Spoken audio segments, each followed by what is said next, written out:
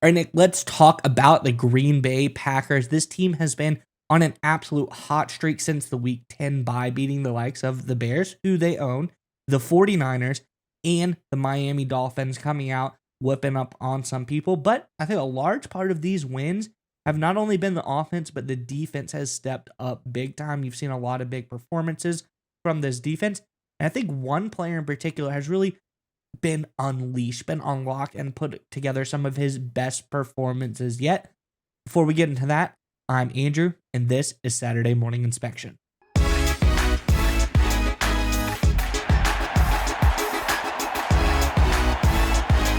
right, Nick, as I alluded to, the defense of the Green Bay Packers has been upping its game, but one player in particular is who we want to focus on here, who has kind of done a really, really good job the last couple of weeks. Let's get on into it, and we'll talk more about it on the other side.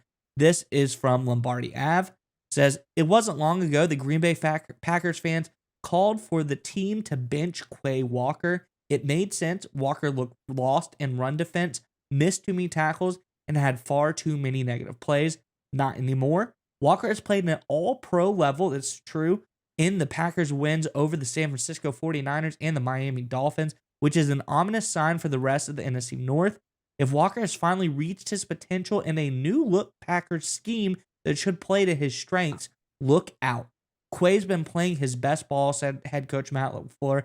I don't think that anybody would dispute that. He's got a better feel for what we have been asking him to do. I think the numbers back that up. I'm curious what your thoughts are on this one, Nick. But before we get to you, Packers fans, in the comment section below, big week, another Thursday game, back-to-back Thursday games. Very interesting. I don't think I've seen that in a long time. But let us know this Thursday against the Detroit Lions, does this new defense, this high-powered offense, can you prevail? Can you slow down this really hot Lions team? Or is it going to be a really tight one? Let us know what your thoughts are on the final score in the comment section below. But nonetheless, Nick, tell us what your thoughts are on Quay Walker. So obviously Walker's been playing well the past couple games, but this is the Hafley effect, and this is why the Packers made a change at defensive coordinator, and they brought in Jeff Hafley specifically was to unlock younger guys. Obviously, they signed Xavier McKinney, who was doing things for a number of years with the New York Giants. They don't, guys like McKinney, guys like Jair Alexander, they don't need a defensive coordinator to come in and unleash them. They're already good players. But there was some talent, specifically in the front seven. By the way, Lucas Van Ness, a guy left for dead not long ago as a potential bust, is starting to play better and better football too. Why? Because Jeff Hafley is unleashing his players. It's a very college mindset. A lot of professional defensive coordinators that spend a lot of time in the professional game, they're all about more schemes and elaborate strategies. They're more about, how can I come up with an exotic zone blitz? How can I come up with something funky to confuse an offense or a weird alignment or things like that? College defensive coordinators are a little bit different. They're all about, okay, who's a really good player on my team? And let me just let him go to work, right? College defensive coaches came up with a new position all the time, like the star position. You'll hear about that all the time on college broadcasts. What is the star? Mike, Will, Sam, free safety, strong safety. What's the star? Basically, it's a guy who plays football. Like, hey, we don't want to give him a position. We just want to throw him on the field and let him do things, right? Because he's that good. You see that in the college game, not so much in the pro game. Hafley is taking that college mindset to this team and looking at guys like Walker, like Van Ness, some younger guys as well, and saying, hey, man, just go out there and play. See ball, get ball. And that's exactly what Quay Walker mentioned after the game, saying, hey, it's all about being aggressive, hunting the ball carrier down, generating negative plays for opposing offenses. I believe Quay Walker was sent on a pass rush, was sent on a blitz 5 times against the Miami Dolphins and had 4 pressures in those 5 attempts, 80% success rate pressure-wise. That's outstanding, obviously. That's getting it done, and that's what Quay Walker was supposed to be. Coming out of college, he was a playmaker. He was a disruptor, and yet he came into the NFL, and for a long time, it was standard off-ball linebacker, be 5 yards deep, see if it's a run play. If not, drop into a cover 2 or cover 3 zone, right? That's not his game, right? And the SEC, for a lot of these guys, they're all about just being aggressive, getting after the quarterback, blowing up running plays, right? Sideline to sideline playmaking. That's what they're designed to do. That's what they're hardwired to do. And for a number of years, the Packers weren't getting it done in terms of defensive coaching. Jeff Hafley this year absolutely is. He deserves a lot of credit for the job he's done. It doesn't really look so much in the statistics, although the Packers are much better statistically. It's not like they're at the very top of the NFL, but the way they're unleashing their playmakers, all three levels of this defense, especially the younger guys, makes them a serious postseason threat. Because we know they've got good players like Alexander, like McKinney. We know they've got a good front four. But now that we're seeing the linebacking core play better and better, we know the offense is the offense and how good and how efficient they're going to be. This is a team with playmakers everywhere, right? We know they've got great receivers. We know that Jacobs, we know Tucker Kraft on offense. We know they've got an army of pass rushers. We know they got playmaking DBs. Now throw Quay Walker as another playmaker. And again, Lucas Van Ness as another pass rusher. This team with new defensive coordinator Jeff Hafley, they found the perfect pairing with their offense. They're just an army of playmakers on both sides of the ball. They're going to be very tough to beat. Don't care if you're the Lions, don't care who you are. This Packers team is a serious threat to win it all this year.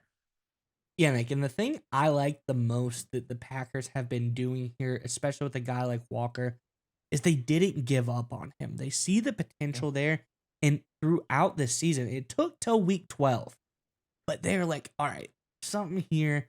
Let's see this. Let's see that. Let's see what he can do.